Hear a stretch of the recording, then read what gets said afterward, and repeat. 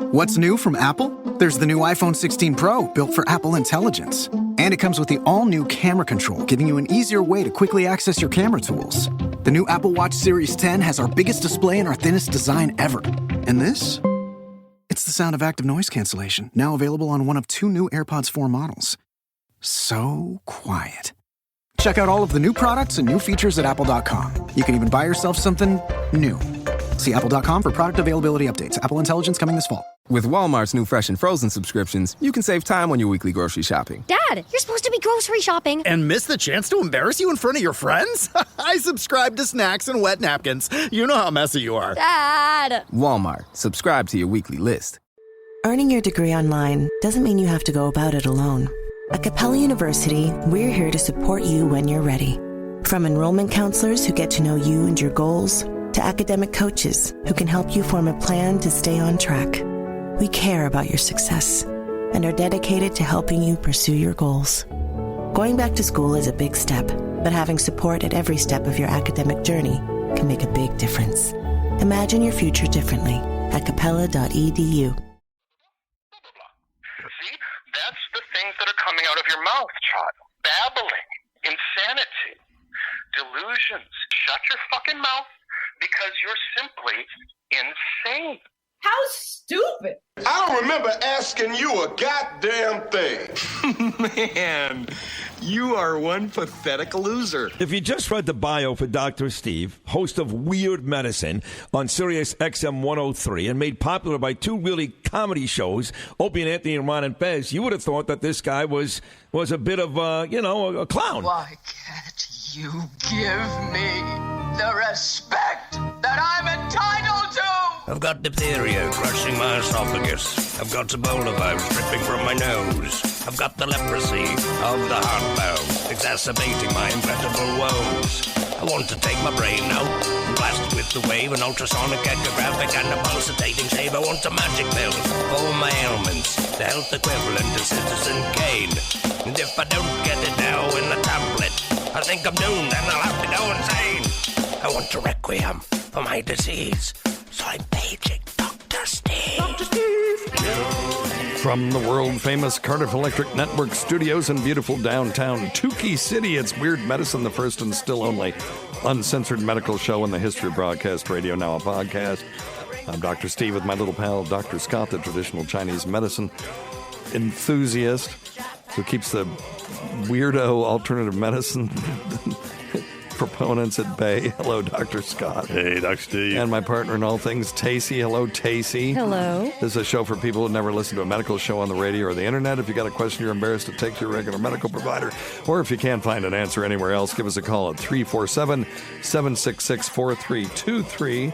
That's 347-POOHEAD. Follow us on Twitter at Weird Medicine or at drscottwm. Visit our website at drsteve.com for podcasts, medical news, and stuff you can buy. Most importantly, we are not your medical providers. Take everything you hear with a grain of salt. Don't act on anything you hear on this show without talking over with your healthcare provider. All right. And stuff.drsteve.com is back. Please use it. I need to see if it's working. But we are now using a different affiliate program, and I think it's going to be better. The website will evolve, but check out stuff.drsteve.com. It helps to keep us on the air. And while you're there, you can scroll down and see our favorite wine club, which is, what is it, Angel Wines or something like that, Tacie? Yeah, I don't know. Something like that. I don't know. But Naked Wines. And you can become a wine angel and support small wineries all over the country and get wine at a huge discount. It's great. Also, check out roadie.drsteve.com or scroll down at stuff.drsteve.com to see the Roadie robotic tuner and also the Roadie coach that will teach you how to play a damn instrument. It's amazing. Check out Dr. Scott's website at simplyherbals.net. Go to our Patreon site at patreon.com/weirdmedicine. That's patreon.com/weirdmedicine. And if you want me to say fluid to your mama, go to cameo.com/weirdmedicine. All right, you got anything else? No, sir. No, sir. Oh, and by the way, are you okay, buddy? Yeah. It sounds like we're in a TB ward all of a sudden. It could be the cordyceps mushrooms that I'm growing in here because they got to be a certain temperature. And So I am. Yeah, normally don't get scratchy throat. Now you use cordyceps in your practice, don't you? Isn't that the Chinese medicine uses cordyceps? It's part of the part of our. If you want some of these when I'm done, I mean they're not magic mushrooms, but they have magic powers there. Medicinal powers. What do you guys use them for? Inflammation specifically. Yeah. And we have a couple different formulas for inflammation. And they're supposed to be good for cognition and stuff too. Yeah. So, but also for inflammation and pain. Yeah. Yeah. There's one formula we actually have is the main ingredient is cordyceps. It's for pain. Is that right? Yep. Well, I'm going to be making some extract. I bought a vacuum filter device. Oh, cool. And you dehydrate them, and then you mix them with grain alcohol and agitate them, for 2 weeks or whatever. Then you pour it through this filter to get out all the solid matter. And the suction device, obviously adds suction that gives a downward pressure to the suspension that you put in the top. Mm-hmm. And then the only thing that will end up in the bottom Erlenmeyer flask is filtered alcohol. And then you mix that. That's called a tincture at that point. Yep. And then you can mix that with, or is that an elixir? Damn it. What's the definition of a tincture? Definition, shit. I was thinking tincture and elixirs are pretty much as synonymous. Well, I know that one is that just has alcohol. Oh, okay. And the other may or may not. Let me see. Tincture is dissolving a drug in alcohol. And then an elixir may be the other thing that I'm making that has alcohol but has other things in it too. Oh, no, it's just a magical potion. Well, there you go. Okay, it's a particular type of medicinal solution. So this will be a tincture that is actually an elixir of water extracted and alcohol extracted cordyceps and lion's mane. So it might be pretty good. Cool. So I'll let you know how that goes. I've had really good results with the lion's mane. I have not tried the cordyceps yet. So. Outstanding results with the lion's mane, to the point where you and I recorded my very last time of playing piano that I thought because my neuropathy had gotten so bad. And that's on YouTube. I played Philip Glass's opening. I played 2/3 of it anyway. And I think I could play the whole thing now and more. I mean, my dexterity is back. So it's amazing to me. That's good stuff, yeah. Yeah, that's an N of 1.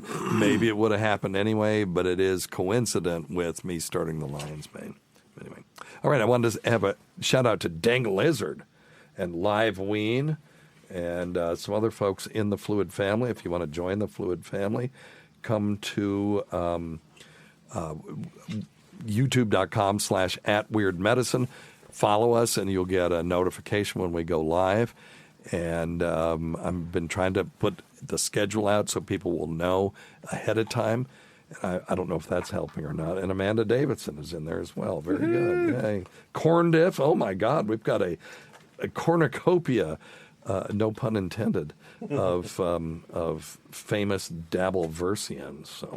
Anyway, check out Dr. Scott's website at simplyherbals.net. That's simplyherbals.net. And,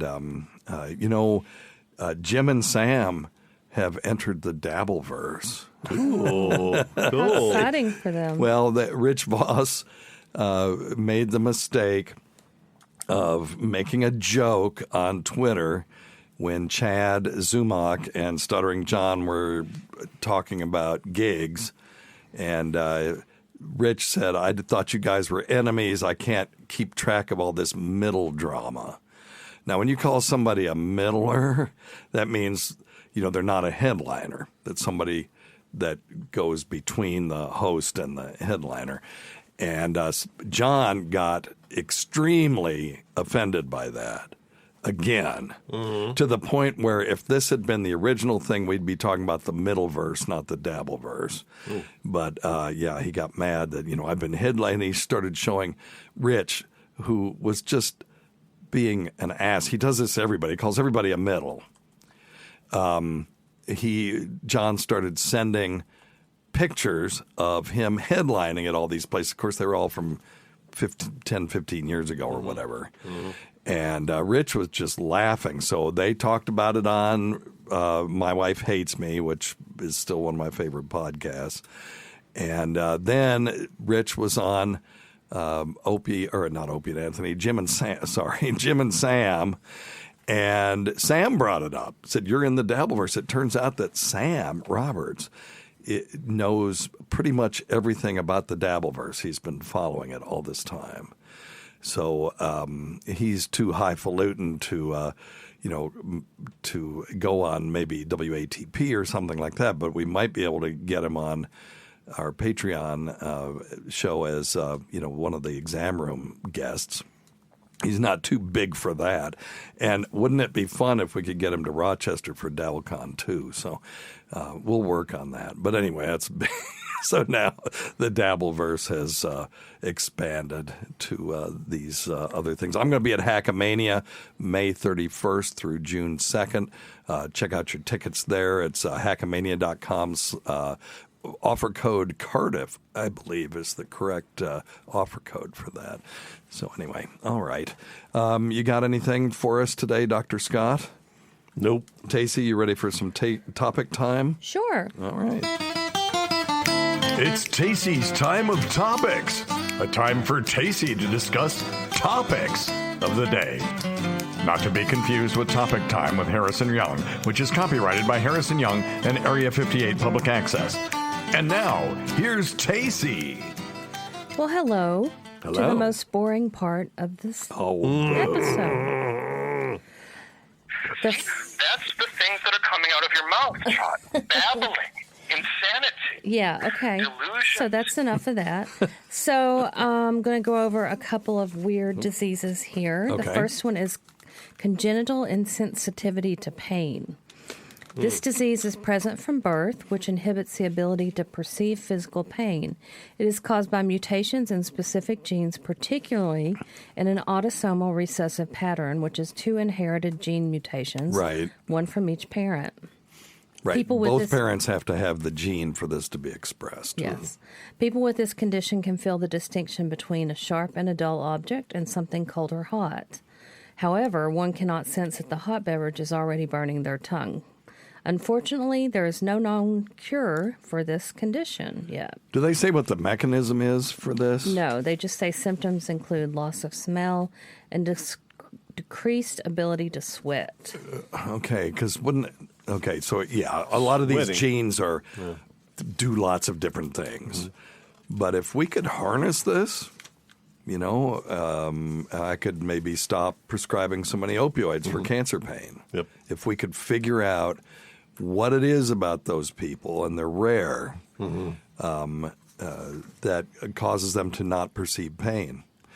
Because, that's a big part of my job. Oh, gosh, and yeah. then the opioids are, they're an issue. And we have lots of chronic pain patients out there that are having difficulties with, getting opioids and stuff like that. If we had something like this that was, say, non-addictive, but allowed patients to live their life without feeling pain. Now, my question, Tace, does it say anything that those people walk around with wounds all over their feet because they can't tell?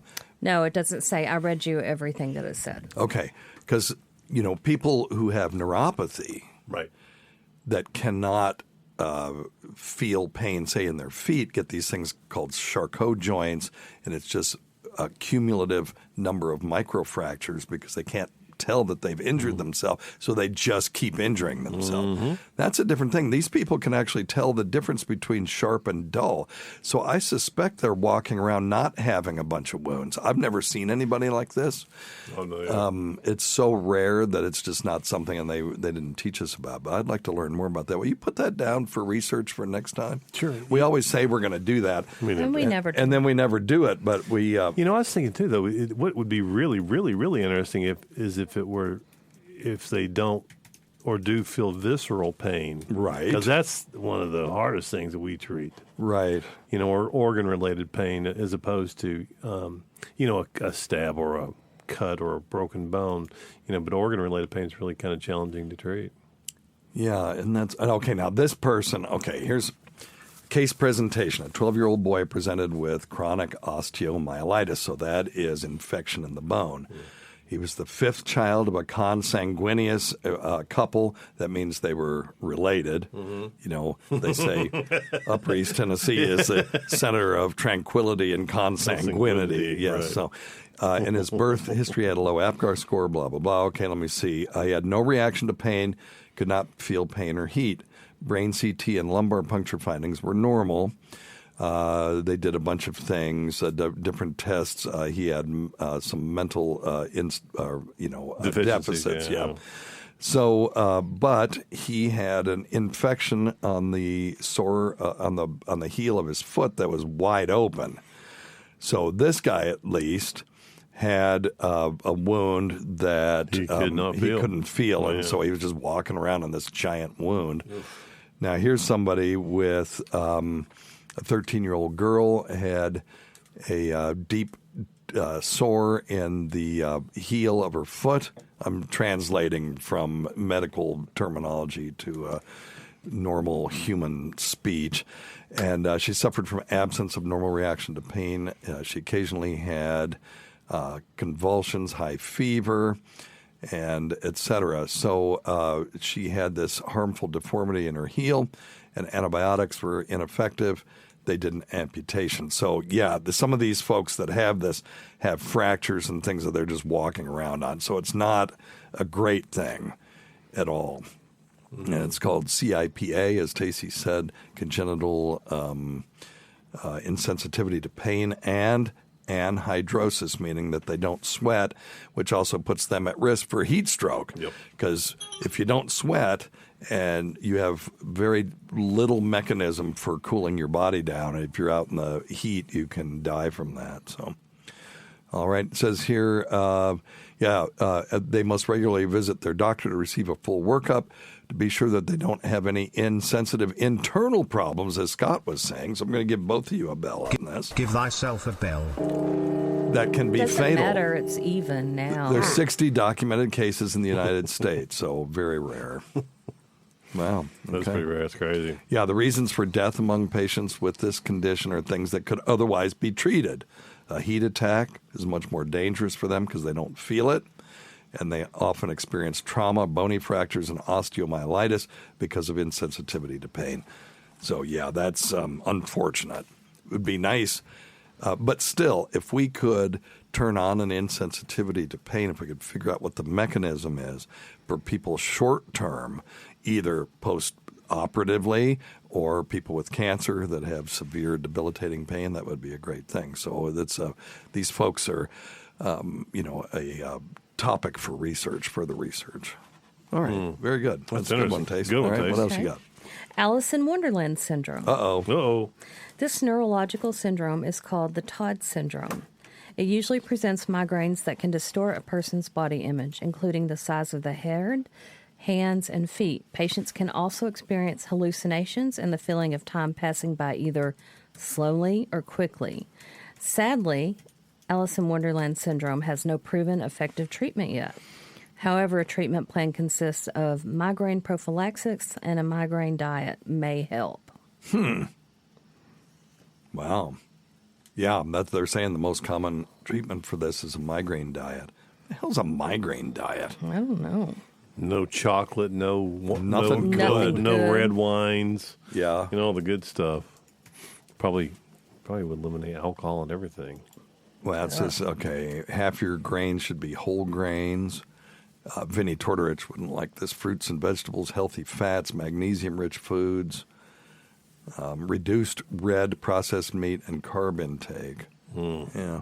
Okay, interesting. All right. Very interesting. That sounds, I bet that's pretty half-assed in its, in its response to anything. Alice in Wonderland syndrome. But anyway, yes, they could have come up with a better name, I think, to make it sound well. But I mean, this diet, it's just a normal diet. Yeah, not a healthy diet. Eat a normal diet. Well, it is true.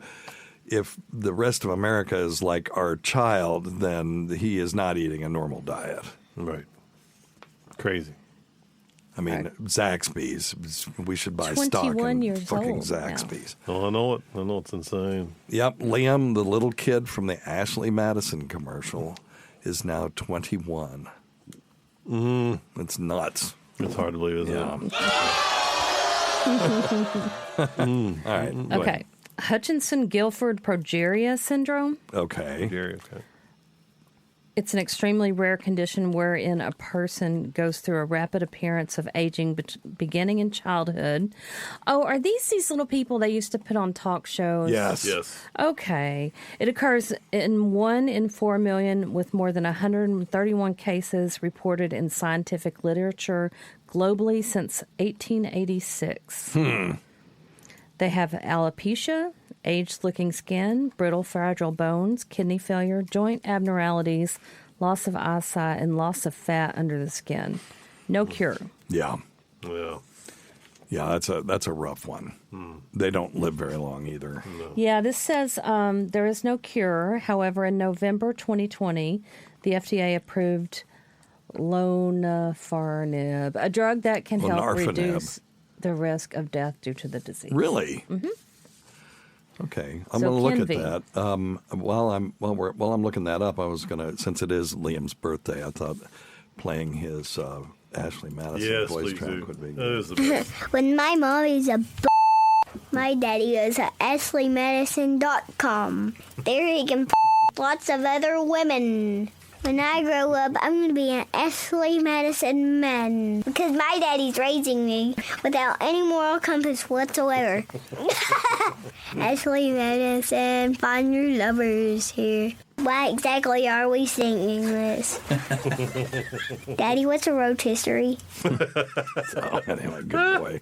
Gotta love that one. He was a good boy. Back then, he'd say anything I told him to say. Back then, he was good. Not so much now. No. And he, there's one bit I'd love to play is the feud between him and Dave McDonald. But it got out of hand quite quickly. So out of hand because they were doing sort of a wrestling thing. And look here, McDonald, because it started with Dave McDonald saying that Liam kept touching his daughter's head when they were here. He said, stop touching my daughter's head. So then Liam did a response and called him a doo-doo head or something. And then Dave was like, no, you do not call me a doo-doo head. You can call me and then all these horrible things, but not a doo-doo head. And then it was off to the races. And Sam and I was talking and said, this is a really kind of a fun bit. We could do some stuff with this. And then all of a sudden, on one of them, Dave on his show, which I think was it special, what was it called? Special Delivery. I don't remember. Started saying, Liam, have you ever had sex? Now, at this point, Liam was 7, and he was talking about how the things he was going to do to Liam that were in a sort of sexual, realm. Oh, and no. It was like, E-Rock called me and said, you got to stop the bit. I mean, Dave ruined it. And it got really bad. It got really bad. And I was getting calls on it, and I'm like, I don't have anything to do with it. Right. But yeah, Tacie's friends were calling her. It's like, what the hell is going on with this thing? So yeah, we had to stop. Yeah, we had to stop. It just, he was 7. But anyway. Well, and Dave should have known better. I don't know what he was thinking. He was being funny, and he is funny. I just talked to him the other day. He's doing very well. Good. And he got invited. He's a smart man. He's got a real job. And, doing radio in a real market. And he was invited on some show, and he was like, you know what? Nah, I'm kind of out of that business now. I've got to be an adult now. And so he is. So I'm very proud of him. Good. Yeah. Dave, there are times that he's made me laugh harder than any other human being on this earth. Yeah, he is quite funny. So. Cool. I've got 2 more real quick ones. And then I've got the thing you sent me, but I feel like we've gone on a little long. Yeah, okay. Yeah, that's fine. Alkaptonuria. What? Alkaptonuria. Yeah. Also known as black urine disease. Yeah. Inherited disorder that results in a buildup of chemical called hemogenic acid in the body, staining the tissues dark. Are you talking about alkaptonuria? Yeah. Okay, very good. All right. In addition, the condition prevents the body from entirely breaking down 2 amino acids called tyrosine and phenylalanine Yeah. that are responsible for body pigmentation. Sadly, there is no treatment cure for this condition yet. Yeah. Yeah, so it's a deficiency of the enzyme homogentisate 1,2-dioxygenase. So there you go. And it's just weird, we have all these enzymes. If you're missing one, it'll have these effects, and this is the effect of this one, is it gives you black urine. Are there any downsides to having black urine, Tace? No, but there's no treatment for it. I know, but do we care? The reason is there are some long-term effects of this. When people with alkaptonuria get into their 30s, they start having joint problems. Okay. And so they'll have low back pain, stiffness, and then their hips, knees, and shoulders. And, you see people with osteoarthritis at a young age. I've never asked them if they have black urine, but I would assume that they would have told somebody. Yeah, you would think. But it makes their cartilage brittle. That is what it does. Now, they may develop brown spots on the whites of their eyes. That would be a way to pick that up. So if you're looking in someone's eyes and you see a brown spot on the sclera, the white part, you could say, hey, is your urine weird? Pea black, yep. Yep. And the earwax would be black. Oh. Yep. They may have, because the bones and muscles around their lungs become stiff, they may also end up with trouble breathing, and then they can have discolored sweat that stains the clothes, and they could have blue places on their skin. There's all kinds of stuff just because of this one enzyme. Jeez. Isn't that crazy? Isn't it wild? Yeah. Okay, the last one is a parasitic twin. That happens when one of the fetuses stop developing during pregnancy. The parasitic twin is attached to the other fetus and can grow recognizable body parts. To this date, there are still rare documented cases of this phenomenon for researchers to study. Well, I was trying to think of twins that I could make a parasitic twin joke, but I couldn't think of anybody. You hear of twins absorbing the other twin. He's a fucking idiot. But they're not twins. So. Yes. Say that again, Tay. Sorry. You hear of one twin absorbing the other one. Correct, and that's actually inside of their body. Now, I think there was an X-File about that one time. Really? Oh, yeah. Yeah, and then one was controlling the other from the inside. And it was pretty cool. The coal's coming from inside your body. It was pretty cool. It actually would crawl out of the dude at night. Oh, really? Yeah, and it would go around wreaking havoc. And it would crawl back in. Yeah, it would crawl back in and be like, who's, it was like part of a freak show. Who tore up the bathroom last night? Well, I don't know. and then it's if it's an identical twin, it had the same DNA, so the guy would get blamed for it. He was blamed for it. So what happened? He was blamed for it. It was crazy. It was cool. That's funny. All right. Well, are we ready to do some phone calls? Yes, and I'm ready to time you. Oh, you're going to... Oh, okay. Yeah. Shit. Number one thing, work don't take advice from some asshole on the radio. We can do it. Okay, you ready? We can do it. Wait. I'm loose. No, I'm not waiting. I'm loose. Okay. Let's go. Hey, Dr. Steve, this is Bill in Texas. Hey, Bill. I talked to you in the past about my kidney stones, and yes, sir. And you're a very big help to me, and I appreciate it. But I got a serious question. Man. Do we sneeze when we sleep? Oh, Thank you for your assistance. I appreciate it. Have a good day. That is a good question, and I know the answer to that. Do you have any insights on this, Dr. So Scott? the answer is we do not, for the most part. Okay, so during REM... What kind of an answer is that? It's partially right. That's a partial... That's more of a bill than you get. So in other words, the answer is... I get a partial bill, by God. Yes. Lord and lady, douchebag. If you're in deep sleep, you do not sneeze. See, that's the things that are coming out of your mouth, child. Babbling, insanity, delusions. So, yes, you do. People probably do sneeze in their sleep. I did a little research on this, but Scott is correct that during REM sleep, we probably don't sneeze, which is odd. Yeah. But if you need to sleep or sneeze at that point, you'll wake up. Right. But I think your brain wakes up if you're going to sneeze, but you don't sneeze while you're sleeping and stay asleep, I don't think. Yeah, well, okay, so I'm looking at some research here. It says you may have no recollection of it, but there's a chance that you've sneezed in your sleep before. Sneezing in your sleep is possible, may occur at any stage, but there aren't that many studies. I mean, why would you fund a study on this, right? But some evidence suggests that sneezing is most unlikely to occur during rapid eye movement sleep, and I do have a reference on that. And that's because of that phenomenon known as muscle atonia, where you're paralyzed during REM sleep. And, but people move between different sleep cycles when they sleep, so you can sleep in other, at other times. Now, I'm looking here. This is, and the page is not found. Okay, boo. Have you ever heard anybody sneeze while they're sleeping, though? I don't think I ever have. No, but not that I know of. Of course, if I'm sleeping, I would. Yeah, if you're asleep, you wouldn't know it. Yeah, that's the thing. I guess, yeah. Unless it's a hell of a sneeze. Now, I cough a lot in my sleep.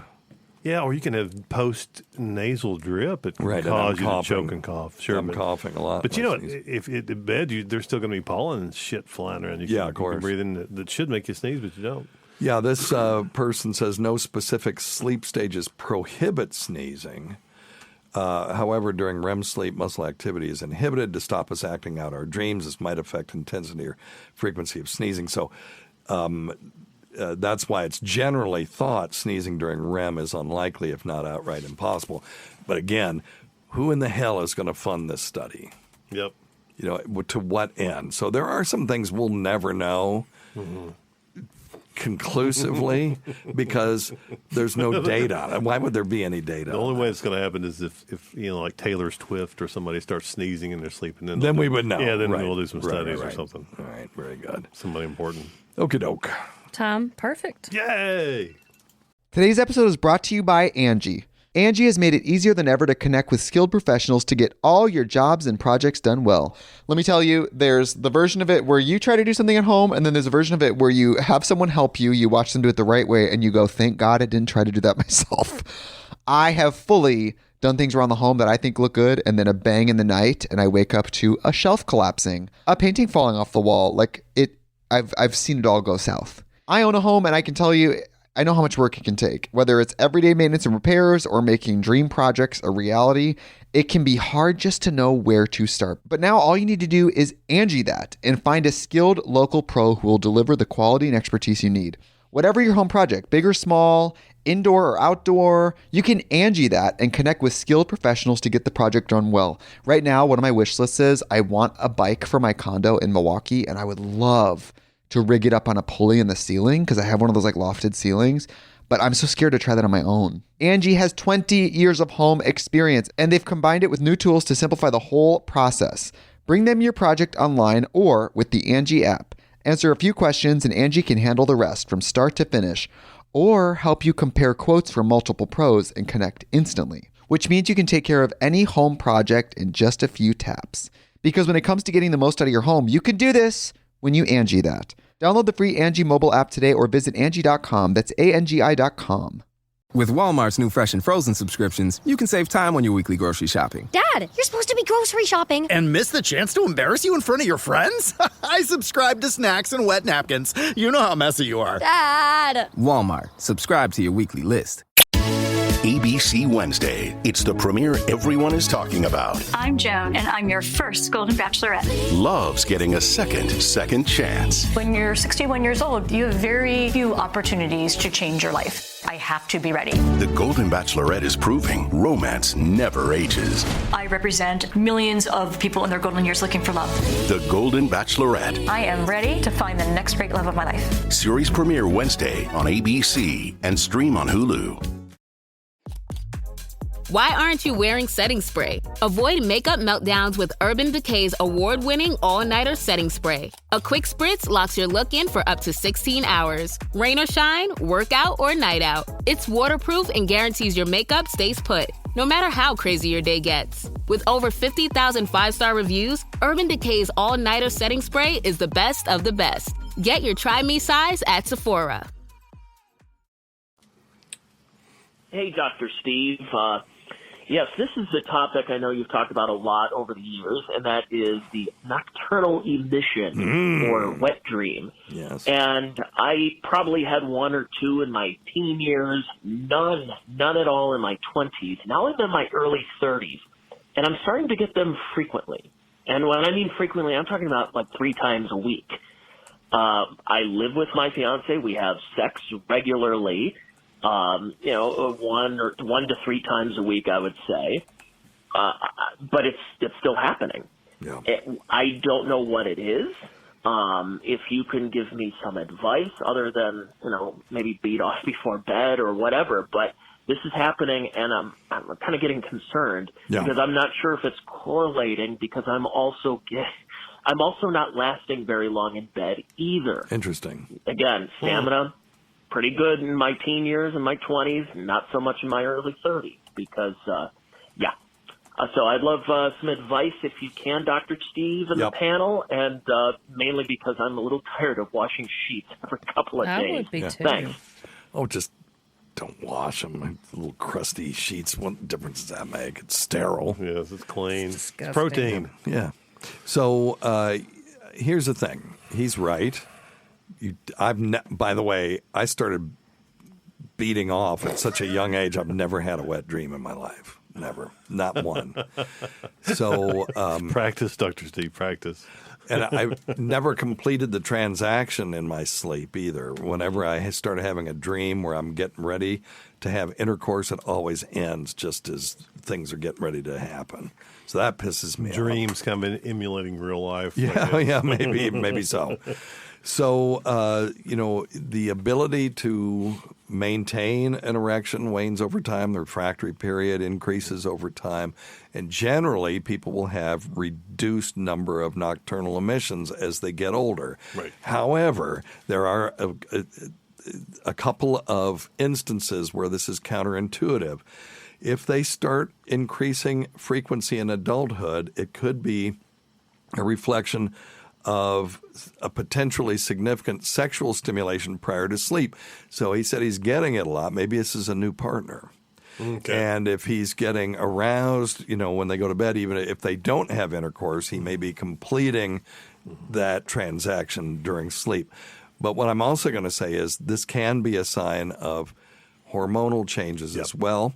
Yep. So I would get that checked and make sure that he doesn't have some sort of condition that's causing a dramatic increase in his testosterone or a dramatic decrease in other hormones that are, counter to testosterone. And so he needs to get that checked. Yeah. Just in case that's the only sign that he gets. Now, there was a weird study in 2020 that showed that those who watched more than 3 hours of TV today were more likely to experience nocturnal emission. And what the hell that has to do with anything? I don't know. Hey, another couple questions, Dr. Steve, is maybe what is he wearing or not wearing to bed with his fiancée? So, I mean, if he's changed from his old cotton briefs to some sexy silks or something, it's rubbing him the right way, or maybe they're just sleeping. Maybe they're sleeping in the nude. He used to wear underwear and just that having that little bit of stimulation for a man that age. That may be what it is. Yeah. 41.8% of women report having at least one wet dream in their lifetime. In other words, having an orgasm in their sleep. And the other ones don't admit to it. Yeah. Now, regular sexual activity should decrease the likelihood of having a wet dream, but you can't definitively prevent them from happening that way. And should increase his stamina, stick-to-itiveness. Which, damn it. Oh, God. I was just starting to wax poetic. Good luck, buddy. Check your hormones. Yeah. Lord. Hey, Doc. I'm 33 years old, 185 pounds.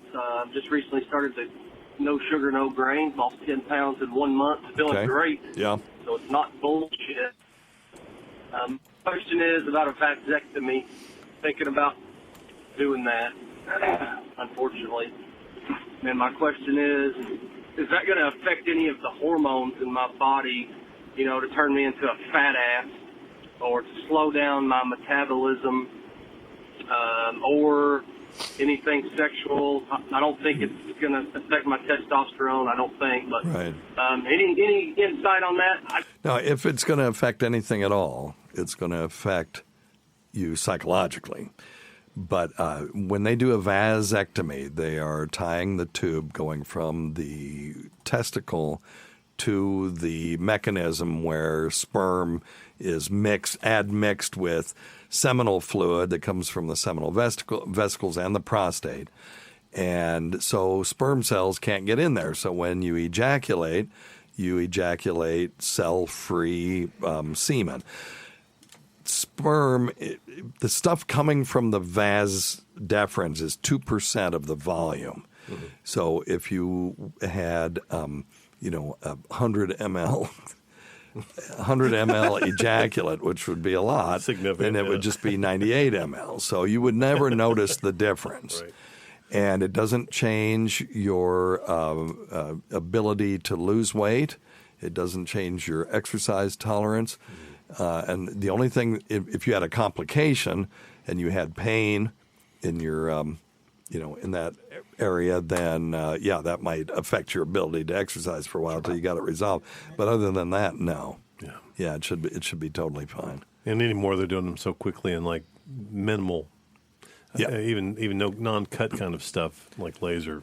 And the yes, and they still cut. That's the thing. Well, they cut going in, yes. They say no scalpel. Then they do laser, and it's a lie. Yeah. They'll say no scalpel, and I mean technically it's true, but the no scalpel vasectomy uses really sharp scissors or a laser. Yeah.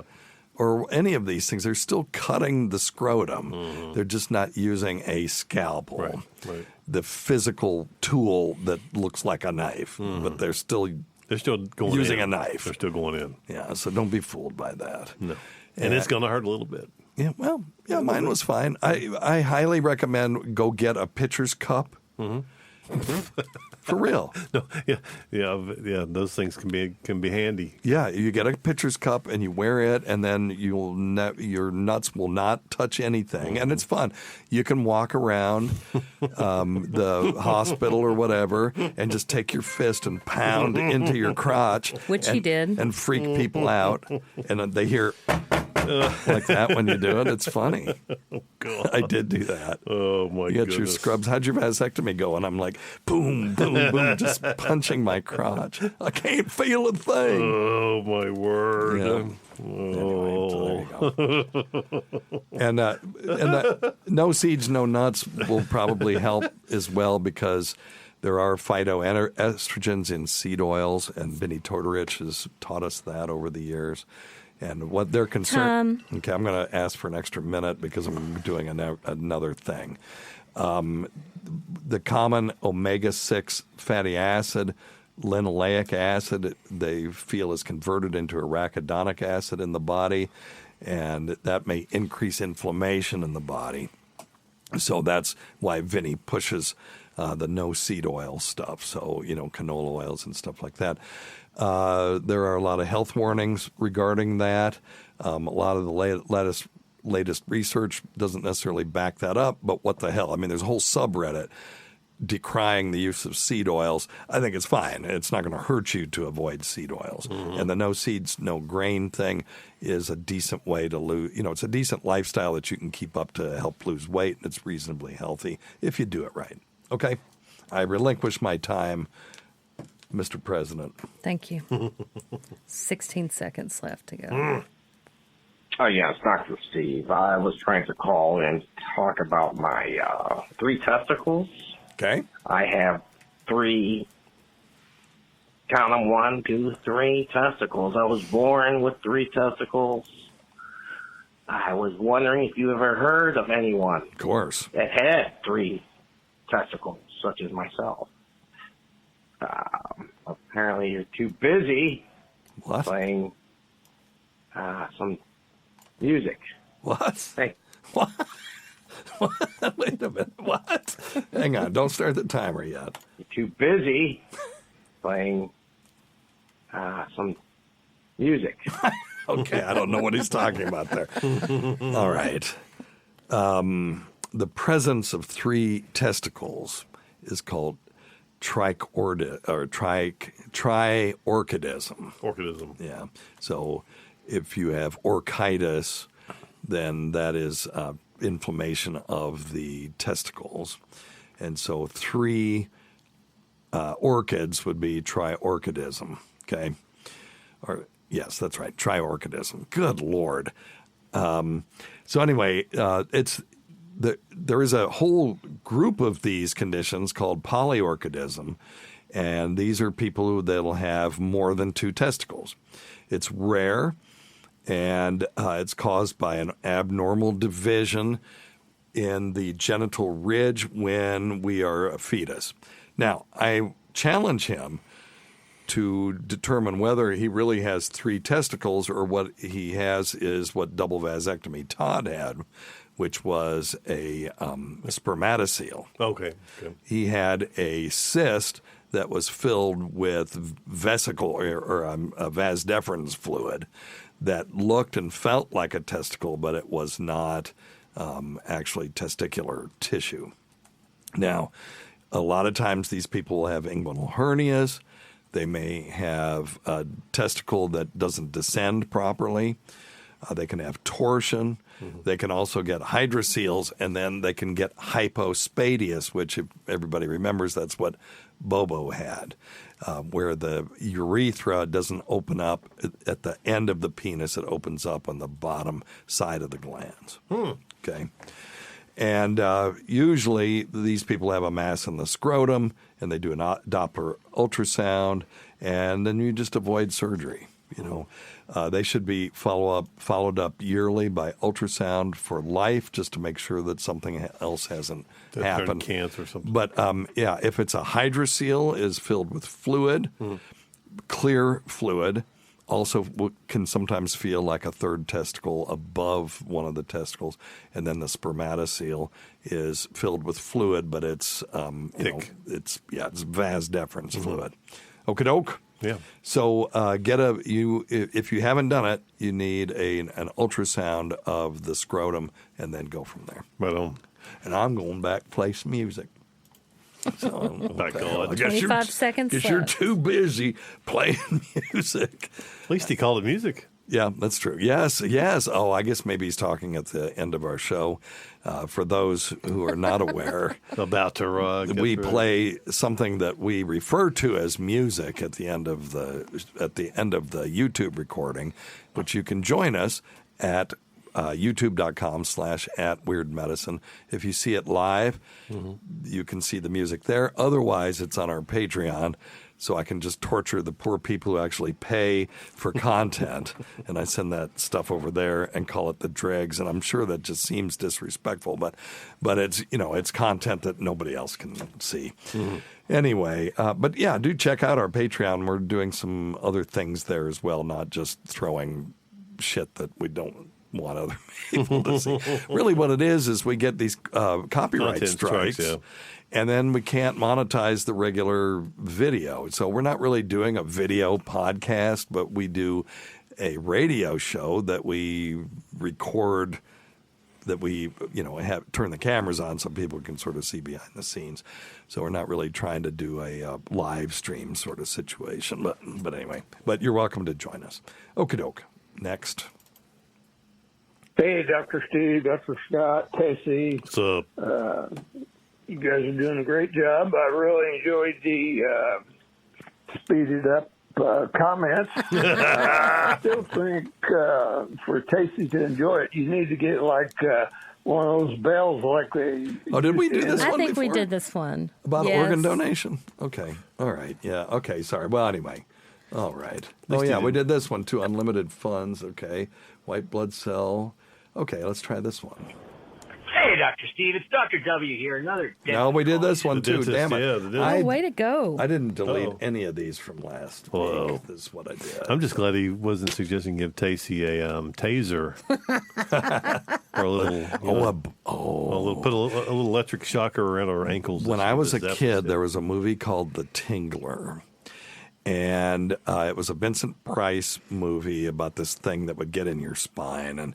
And what they did, the gimmick was they put this thing in everybody's seat in the theater, and during certain parts of the movie, they would hit a button and everybody get a shock on their ass. No. Yeah, absolutely. Oh, my word. If Kaylee from Once Over with Kaylee did a thing about it, and oh my God, I told her I was probably the only person that watched that video of hers that actually sat in the theater. And if I can't remember what they called that device. But what if we got something like that? Oh my and then you could gosh. shock us. I'm afraid she would probably abuse her privileges. Yeah, let me see. I think she would enjoy it way too much. I do like to yell Tom. So. The creature earned its name by making the spine of its host tingle when the host is frightened. And let me see. Released in the United States, the Tingler received mixed reviews. Yeah, it was pretty terrible. But it's gone through critical reevaluation, is now considered a camp cult film. And I'm just trying to find here if they showed what that thing was called. But anyway, okay, gimmick. William Castle was known for his movie gimmicks, and the Tingler featured one of his best. It was called Percepto.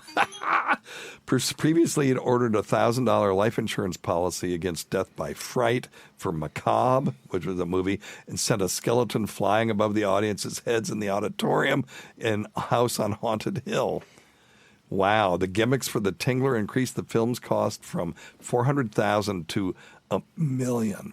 But the gimmick was called Percepto, and they attached electrical buzzers to the underside of some seats in the theater where the Tingler was screened. Percepto, with an exclamation point after it.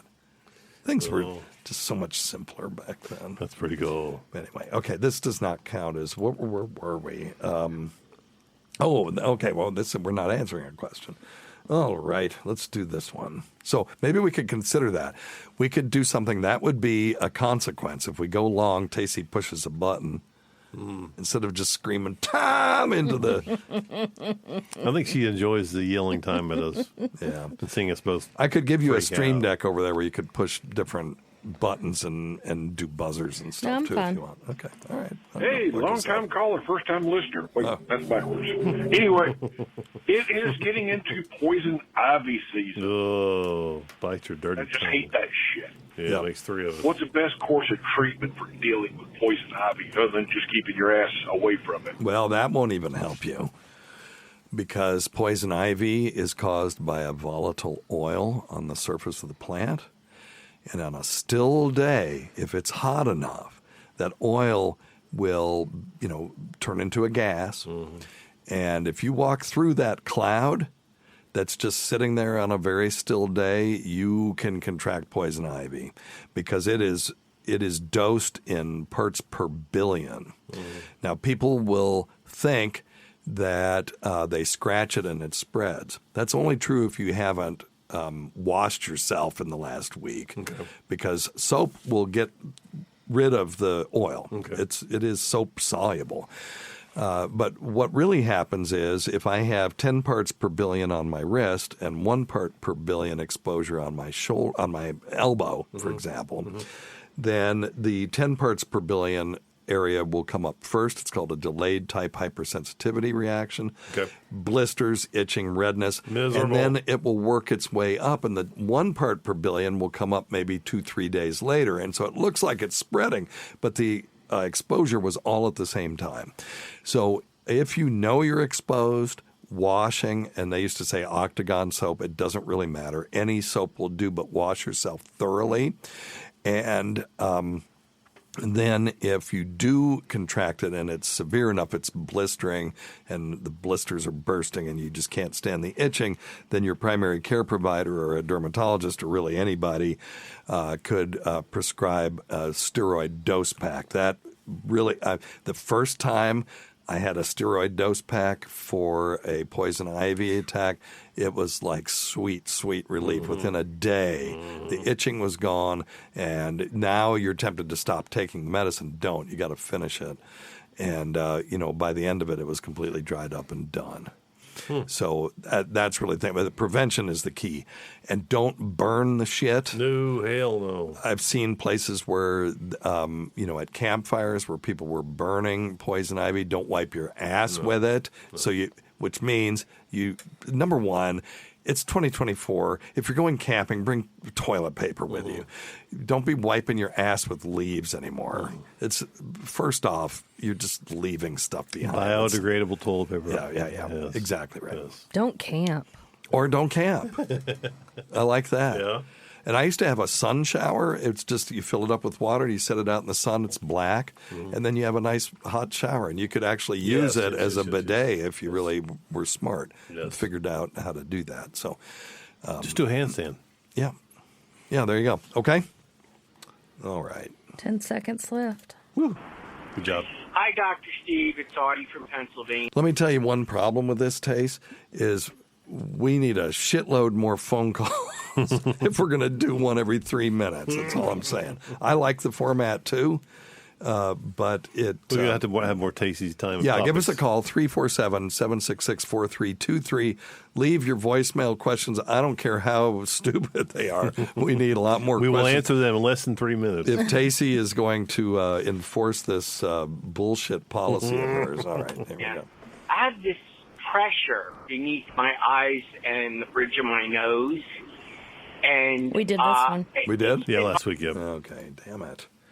Okay. All right. Yeah, we'd like to have a follow-up on that guy, though, to see how he, if he did go ENT or whatever. Okay.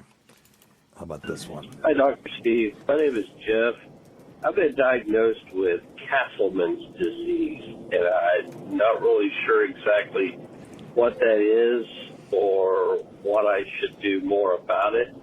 I had surgery on my neck to remove the lymph node, and nobody around in this area seems to know anything about it. Just be interested in your opinion on it. Yeah. I appreciate it. Thanks.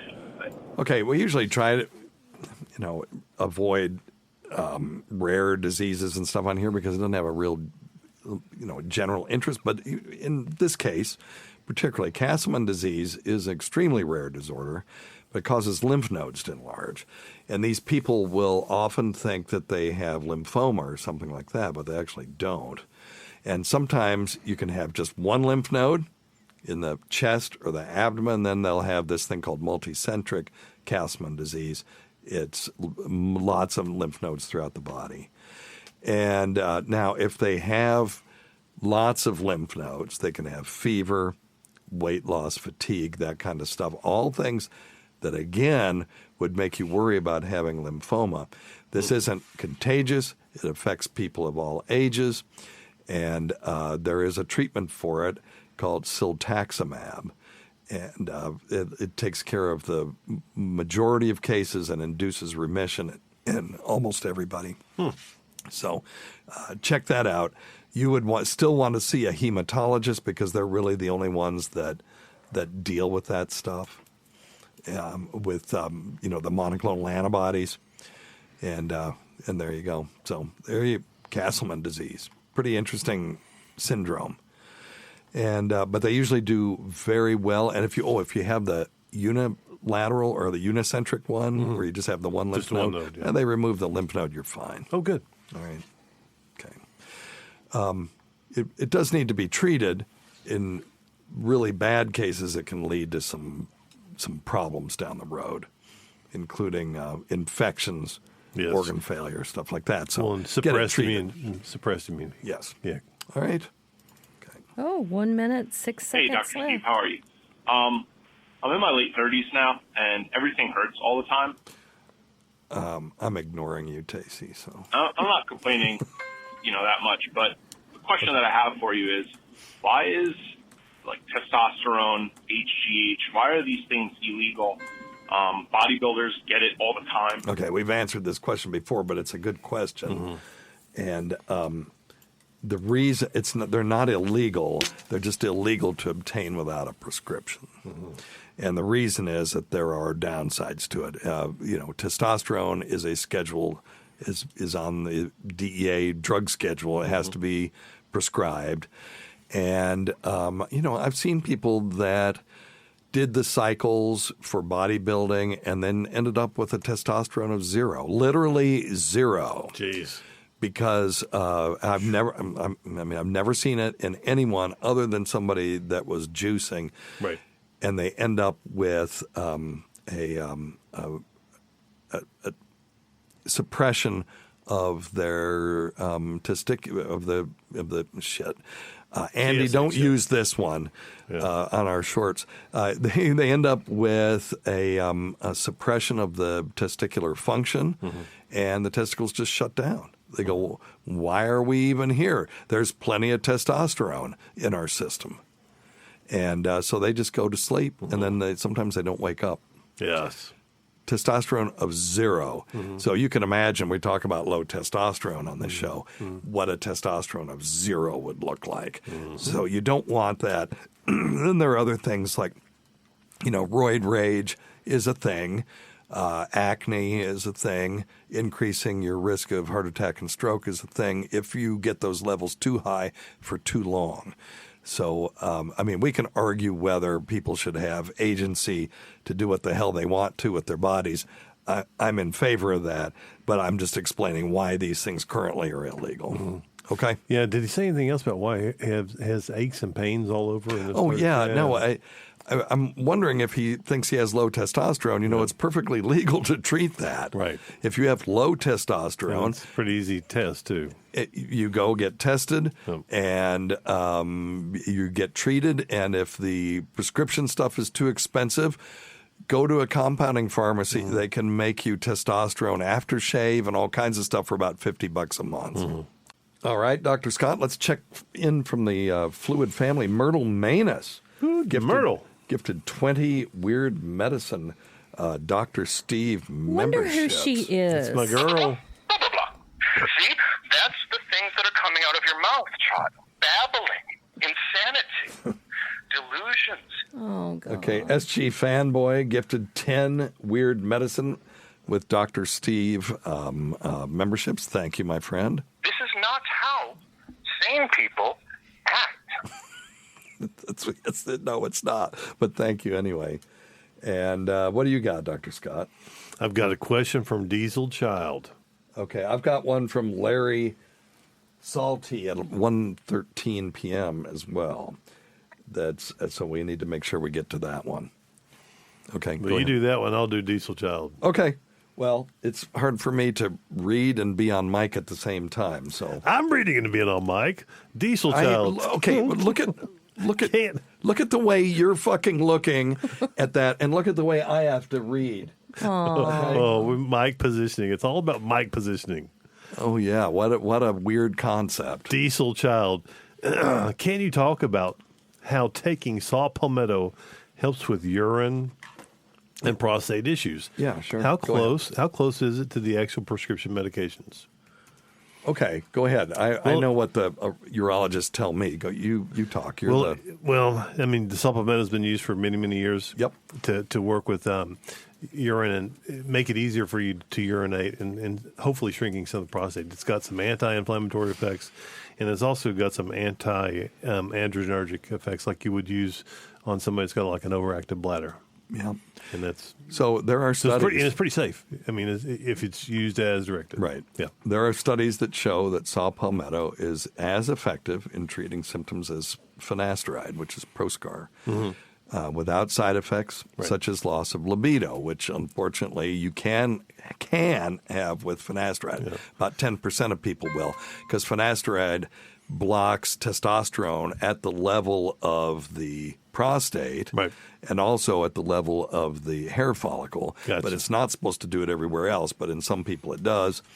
And there are some studies that suggest saw palmetto may actually shrink the size of the prostate gland, and this is coming from MountSinai.org. I'm not looking at the original studies. I'm just looking at their analysis of it. But, Mount Sinai is not some bunch of lunatics. Well, maybe, but they may be lunatics, but they're relatively empirically oriented. So, yeah, saw palmetto is pretty cool stuff. I'm not sure what the mechanism is. Do you?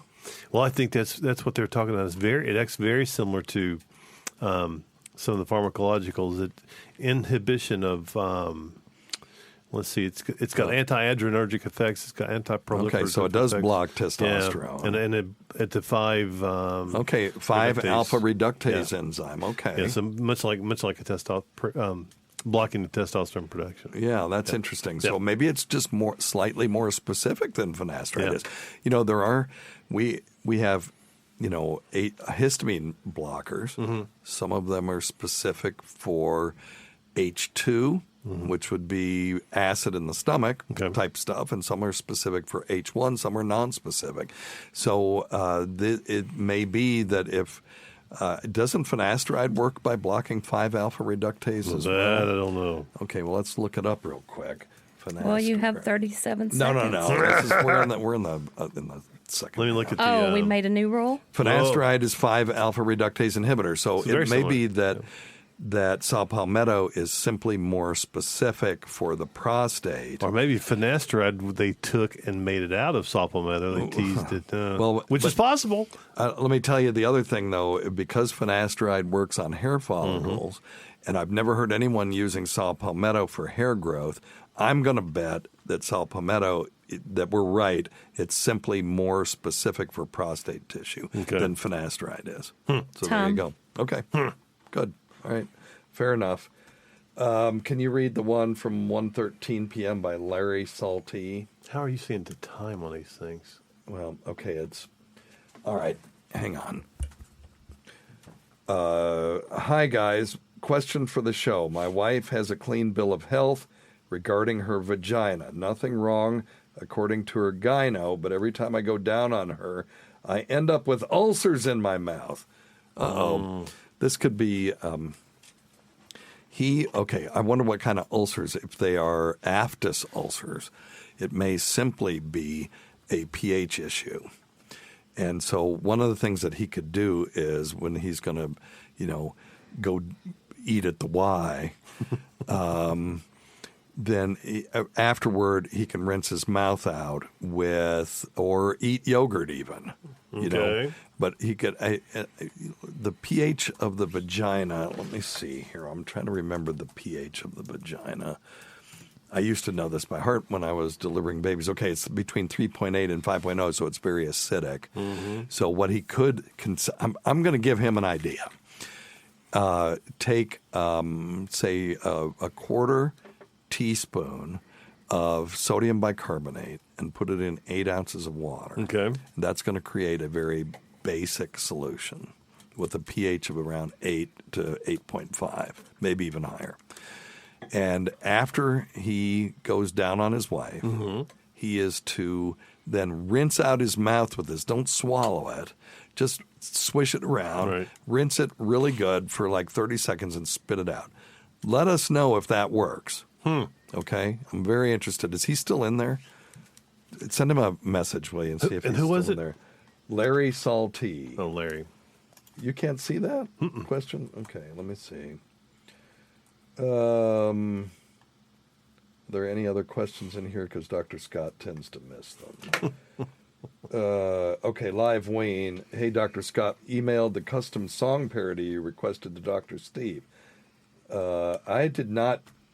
Live Wayne, I don't think I got a song parody from you. When was this? Let's go gmail.com and see if we can find that.